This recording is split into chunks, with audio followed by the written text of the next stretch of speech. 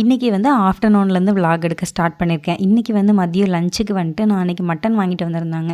பிரியாணி வைக்கலான்னு நினச்சேன். ஆனால் டைம் இல்லாததுனால குழம்பு மட்டும் டக்குன்னு வந்து ஸ்பீடாக ரெடி பண்ணியாச்சு. ஏன்னா ஈவினிங் வந்து ஒரு கேக் ஆர்டர் இருக்குது. கஸ்டமர் மதியம் 11 மணிக்கு கால் பண்ணி ஈவினிங் 6:30க்கு வேணும் அப்படின்னு சொன்னதுனால கடகடன்னு சமையல் வேலையெல்லாம் முடிச்சுட்டு நான் வந்து கேக் செய்ய ஸ்டார்ட் பண்ணிட்டேன். இது வந்து எடிபிள் க்ளூ.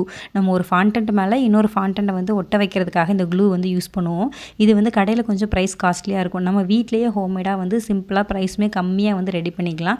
ஸோ இதோட ரெசிபீஸுமே நான் வந்து ஃபுல் லாங் வீடியோஸில் வந்து ஷேர் பண்ணியிருக்கிறேன்.